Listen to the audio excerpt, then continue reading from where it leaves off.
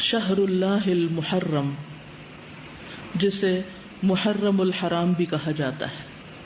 محرم کا لفظی معنی ہے حرام کیا گیا، یعنی جس مہینے کی حرمت ہے، جس میں بہت سے ایسے کام حرام کیے گئے ہیں جن کو ایک مسلمان نہیں کرتا یا ان کا کرنا اس کے لیے حرام میں آتا ہے۔ محرم کے مہینے کو شہر اللہ کہا جاتا ہے، اللہ کا مہینہ، اور اللہ کی طرف اس مہینے کی اضافت تعظیمی ہے، یعنی اس مہینے کی تعظیم کی وجہ سے اس کو اللہ کا مہینہ کہا جاتا ہے۔ اس سے اس مہینے کی امپورٹنس کا پتہ چلتا ہے۔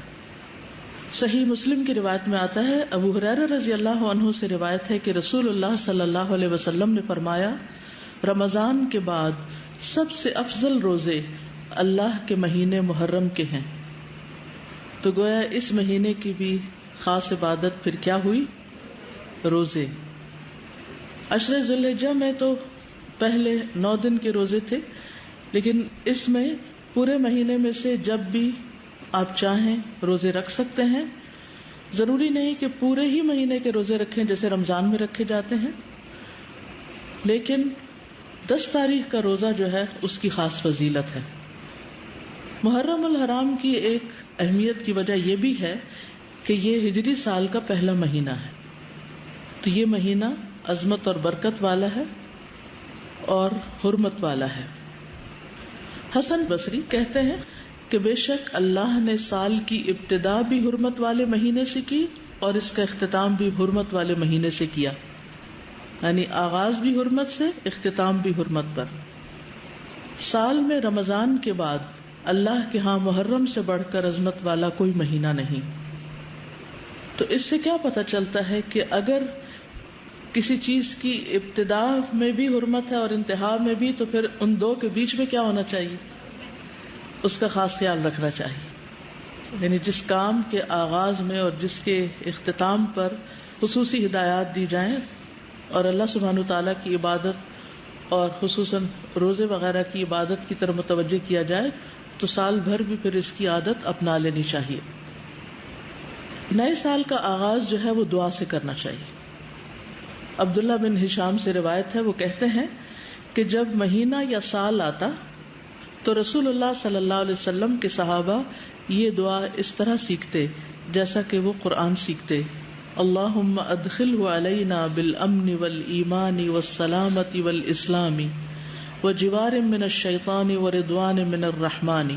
اس کا معنی ہے، اے اللہ اس مہینے کو یا اس سال کو ہمارے اوپر امن اور ایمان، سلامتی اور اسلام کے ساتھ، شیاطین سے بچاؤ یا شیطان سے بچاؤ اور رحمان کی رضامندی کے ساتھ داخل فرما۔ محرم کا مہینہ چونکہ حرمت والا مہینہ ہے تو اس مہینے میں خاص طور پر آپس میں ایک دوسرے پر ظلم کی ممانعت ہے۔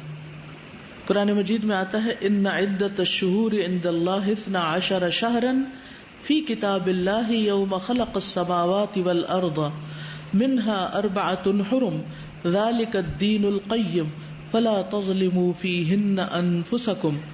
بے شک مہینوں کی گنتی اللہ کے نزدیک اللہ کی کتاب میں 12 مہینے ہیں، جس دن سے اس نے آسمانوں اور زمین کو پیدا کیا ان میں سے 4 حرمت والے ہیں، یہی سیدھا دین ہے، سو ان میں اپنی جانوں پر ظلم نہ کرو۔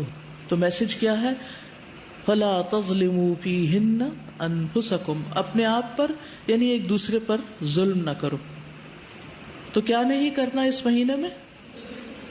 ظلم نہیں کرنا۔ ظلم کی کون سی شکلیں ہوتی ہیں؟ ظلم ہوتا ہے کسی کو اس کے حق سے محروم کرنا، کسی کا حق چھیننا، کسی کا حق مارنا۔